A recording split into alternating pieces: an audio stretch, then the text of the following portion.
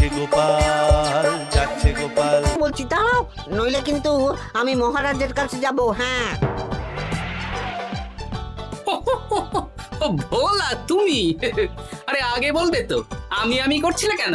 একদম কথা ঘোরাবে না গোপাল দাদা। এবার বলো কি বলছি। দেখো, আমি তোমাকে আগের বছর 50 মোহর ধার দিয়েছিলাম। এ কি, তোমার তো মিষ্টির দোকান, ধার দিলে তো লোকে ছুরি কাঁচি ধার দেয়, আর তুমি মোহরে ধার দেওয়ার ব্যবসা শুরু করেছো কবে থেকে বলো দেখি? আবার কথা ঘোরানো শুরু করেছো।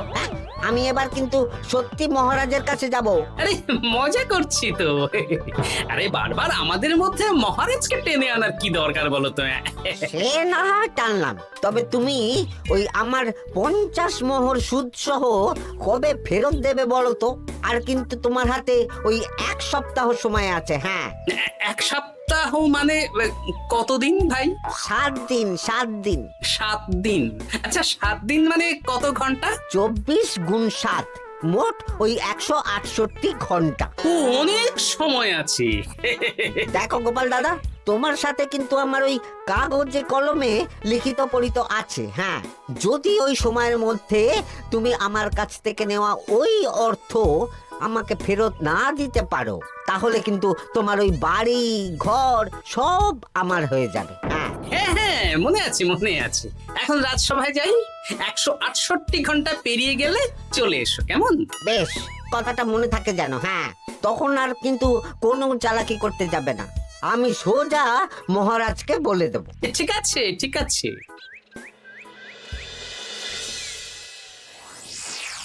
দেখুন মহারাজ, নিজের চোখেই দেখুন, সবাই হাজির, শুধু গোপাল ধা। সত্যি গোপাল ইদানিং আবার দেরি করে আসা শুরু করেছে। ওকে আচ্ছা করে ধোলাই দিন, তাহলেই চলে আসবে। কাজের কাজ তো কিছু করে না, শুধু বসে থাকে, তাতেও এই। যা বলেছেন মন্ত্রী মশাই। আমার মতে গোপালকে রাজসভাতেই বেঁধে রাখুন, তাহলে আর বাড়িতে যেতেও হবে না, আর দেরি করে আসবেও না। রোজ রোজ গোপাল করে রাজসভায় আসতে দেরি, তাই এবার তার পায়ে পড়াতে হবে বেড়ি। এই তো মহারাজ চলে এসেছি। আর বলবেন না, রাস্তায় ভোলা ময়রা চেপে ধরছিল। থাক, আর অজুহাত দিতে হবে না। নেহাত ভাগ্যের জোরে এই রাজসভার চাকরিটা পেয়েছিলে। মহারাজ ভালো মানুষ, তাই তোমাকে পুষছেন। আচ্ছা আপনি কি বলতে চাইছেন কি?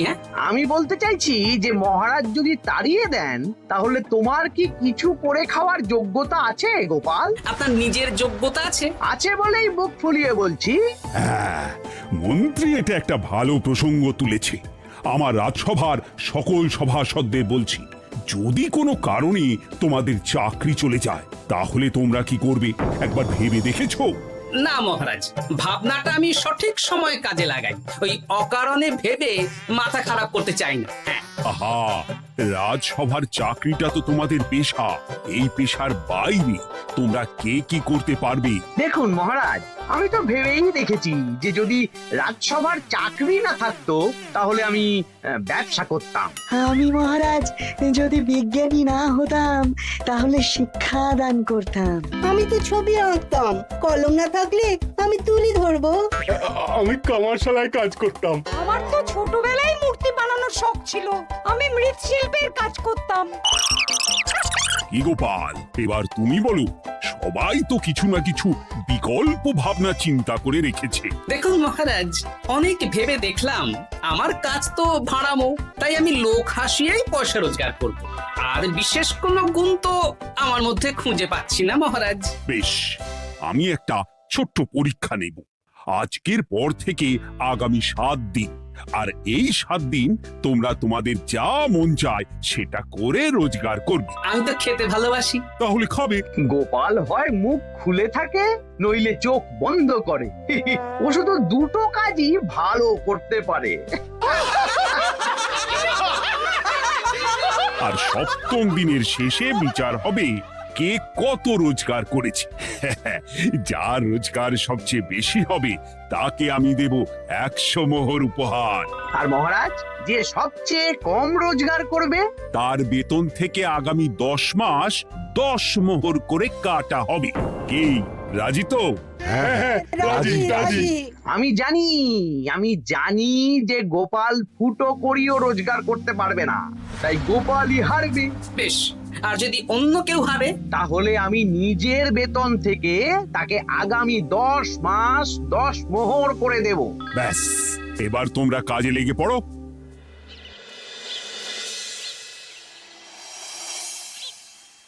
এ কি গিন্নি, আজকেও নিরামিষ?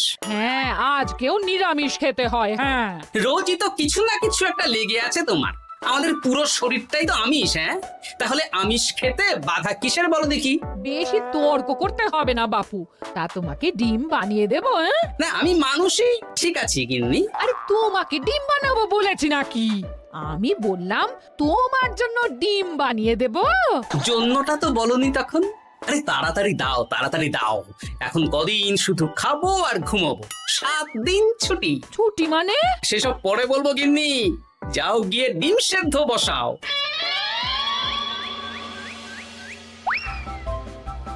আরে করছোটা কি? বাড়িতে যা মোহর আছে সব তুলে কোথায় নিয়ে যাচ্ছ? আড়ত বাজারে। কেন কেন? তুমি আড়তে গিয়ে কি করবে? আড়তটাই কিনে নেব। কেন? তাহলে খোলা বাজারের সব ব্যবসায়ী আমার কাছে আসতে বাধ্য হবে, আর আমি ভালো মুনাফা রেখে সব বিক্রি করব। এ কি? রাজবাড়ির সুখে চাকরি ছেড়ে দিলে নাকি? না না না, এখন 1 সপ্তাহ ব্যবসা করে মহারাজের কাছে আমার যোগ্যতা প্রমাণ করব। সব পরে বুঝিয়ে বলবো। হ্যাঁ, আমি আপনাকে সব শিখিয়ে দেব। তাহলে ভাই ওই আগামীকাল সকাল থেকে কাজে লেগে পড়বো, কেমন? তাহলে বুঝতে পারলেন তো যে কি করতে হবে? হ্যাঁ হ্যাঁ জমিদার মশাই, কবিতা লেখা যেমন আমার পেশা, তেমনি চিত্রশিল্প আমার নেশা। তাহলে তো আর কোনো চিন্তাই নেই। আশা করি খুব সুন্দর ছবি আঁকবেন। আপনি 1 সপ্তাহ পর এই মন্দির চিনতেই পারবেন না। এই নিন আপনার জন্য 50 মোহর অগ্রিম। মন্দিরের চিত্রকলা শেষ হয়ে গেলে আরো 50 মোহর দেব, ঠিক আছে? বেশ।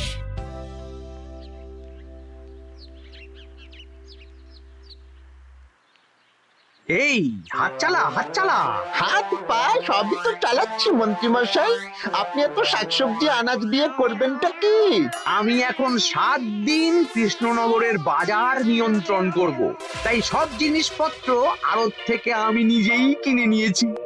এবার সাধারণ বাজারের দোকানদাররা আপনার কাছে আসবে। কাল সকাল থেকে শুধু মোহর গুনবো।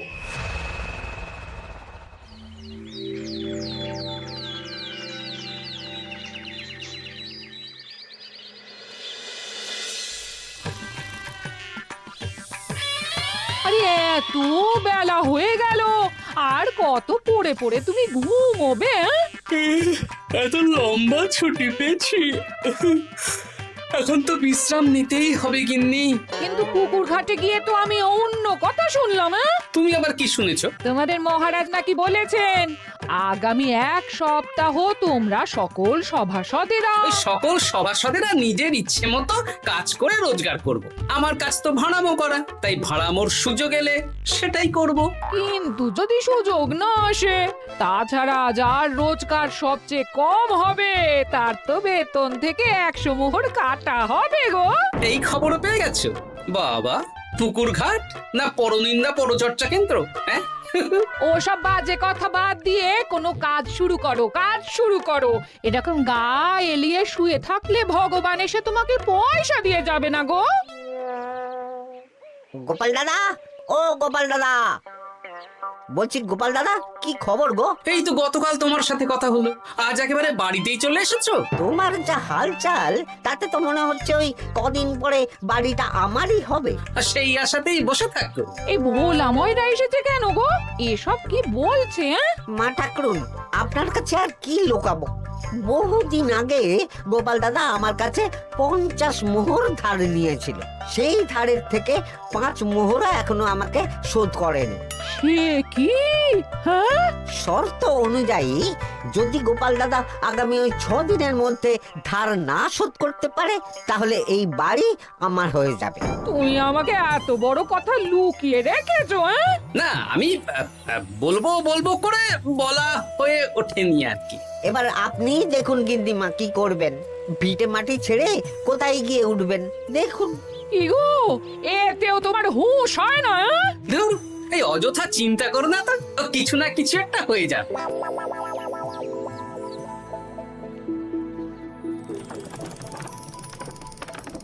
বাহ বাহ বাহ, পণ্ডিত মশাই, আপনি তো এর মধ্যেই কাজ শিখে গেছেন। আমি তো ছোট থেকেই মাটির পুতুল বানাতে ভালোবাসতাম। বিভিন্ন দেবদেবীর মূর্তি নিজেই বানাতাম, তারপর পুজো করতাম। আমার পরম সৌভাগ্য, আপনার মতন পণ্ডিত মানুষ আমার কুমোর শালায় কাজ করছেন। কোনো কাজই তো ছোট নয়। সত্যি সভাকবি মশাই, আপনার তুলিতে জাদু আছে। কি সুন্দর কারুকার্য। সবই আমার মা বাবার দান। আমার বাবা খুব বড় চিত্রশিল্পী ছিলেন, উনি হাতে ধরে আমাকে ছবি আঁকা শিখিয়েছেন। বাহ বাহ বাহ বাহ।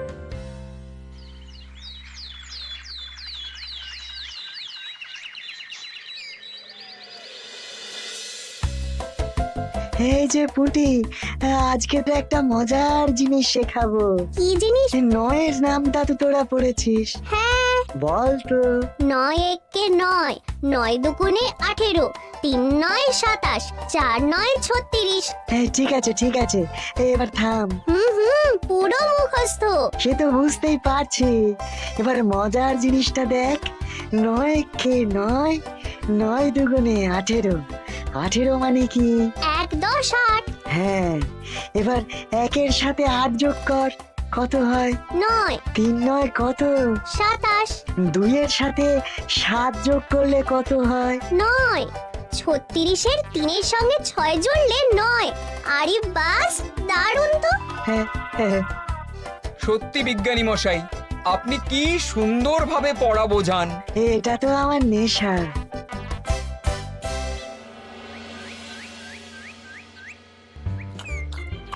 বলছি, তুমি তো দিব্যি বাড়িতে বসেই আছো, হ্যাঁ? কিছুই তো করছো না। সত্যি বলো তো, তুমি ভাড়ামো ছাড়া আর কি কিছু করতে পারো? এই এই, আদেশ করতে পারি। গেনি, একটু তরকারি দাও তো, জলের ঘটিটা দাও না। যত সব। আচ্ছা, সত্যি তো ভাঁড় না হলে আমি কি হতাম? আমি কুমোর হতাম। মাটির কাজ শুনেছি খুব সোজা। যাই, কুমোর পাড়ায় যাই।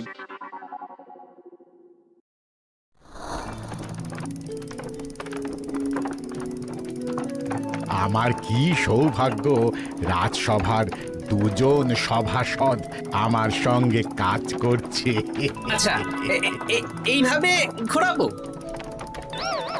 এইটা হলো না, হলো না। এটা কি মুড়ির মোয়া নাকি? দাও, আমাকে করতে দাও, তুমি অন্য কিছু করো।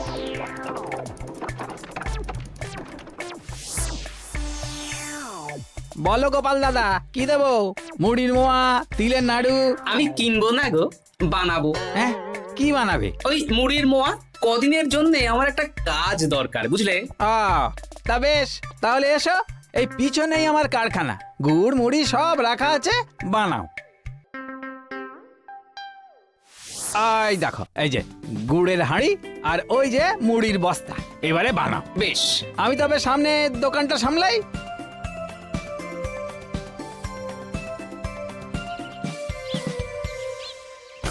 এ কিসের আওয়াজ হলো? আরে আরে আরে, এ কি করলে গোপাল দাদা? আর বলো না, ওই গুড়টা ঢালতে গিয়ে হাঁড়িটা হাত ফসকে পড়ে গেল। এই তুমি যাও তো, তোমাকে কিচ্ছু করতে হবে না, যত সব বিপদ বাড়ানো।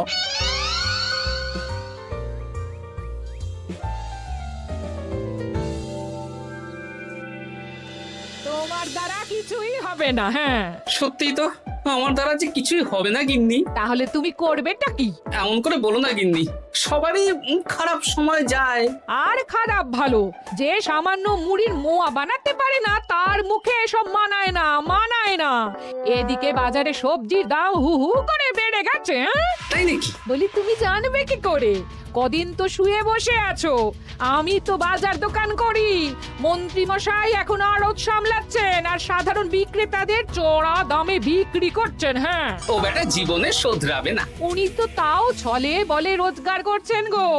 আর তাছাড়া অনেকে পথে গান শুনিয়েও রোজগার করেন, সেটাও তো তুমি পারবে না। হ্যাঁ, এই তো পেয়েছি।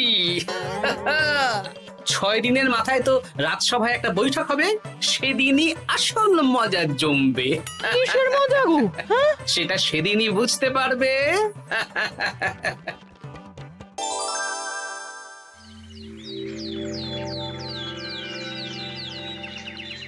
তারপর বলো, আজ তো ষষ্ঠ দিন, আজ অবধি তোমরা কে কত কত রোজগার করেছো? মহারাজ, আমি এখনো অবধি 200 মোহর। বাহ বাহ বাহ! আমি মহারাজ 15 মোহর। হ্যাঁ, আমি 5 মোহর। বিভিন্ন বাড়িতে বাচ্চাদের পড়াচ্ছি, শিক্ষাদান করছি দিনরাত। সেনাপতি, আমি 10 মোহর পেয়েছি, আরো পাবো। আমি 50 মোহর অগ্রিম পেয়েছি, আরো পাবো আগামীকাল। বাহ বাহ বাহ! সবাই তো ভালোই রোজগার করেছো। আর গোপাল, তুমি বলো। মহারাজ, আমি এখনো অবধি কোনো রোজগার শুরু করিনি। আমি আগেই বলেছিলাম গোপাল একটা কানা করিও রোজগার করতে পারবে না। আসলে মহারাজ, আমি আজ সকালেই আমার প্রতিভা খুঁজে পেলাম। তোমার আবার কি প্রতিভা? আমি ভালো গান গাইতে পারি মহারাজ। আমার ছোট্টবেলার ইচ্ছে ছিল আমি রুদ্ধদ্বার সভা করব, গান গাইবো, আর দর্শক বা শ্রোতারা আমার গান শুনে আমাকে পয়সা দেবে। বাহ বাহ বাহ! তা শোনালি না কেন? আমি চাই আপনারা সবাই আমার বাড়িতে আসুন, আমার গান শুনুন। এই না না না না না, তোমার গান শুনে অর্থ ব্যয় করতে পারবো না গোপাল। যদি শোনাতে হয় তো বিনামূল্যে শোনাও। তুমি ভেবেছো কায়দা করে গান শুনিয়ে রোজগার করবে? সেসব চালাকি কিন্তু চলবে না। না মহারাজ, আমার গান শুনতে আসার জন্য একটা কানা করিও খরচ করতে হবে না। আমি বিনা পারিশ্রমিকে গান শোনাবো। বেশ, তাহলে কবে শোনাবে বলো? এখনই চলুন, শুভস্য শীঘ্রম। আবার যেতে হবে কেন? এখনই শোনাও। আমার আবার নিজের বাড়ি ছাড়া প্রতিভা বিকশিত হয় না। বেশ তো, এই কদিন টানা কাজ করেছি, তোমার গান শুনে মনটা যদি ফুরফুরে হয়ে যায়, ভালো তো। চলো গোপাল। আসুন আসুন, সবাই ভিতরে আসুন, আসন পাতা আছে, সবাই বসুন।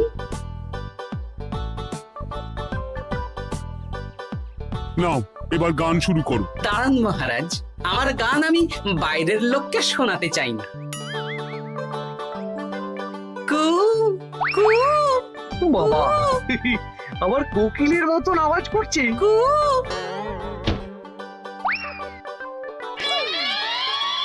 নাও নাও, শুরু করো।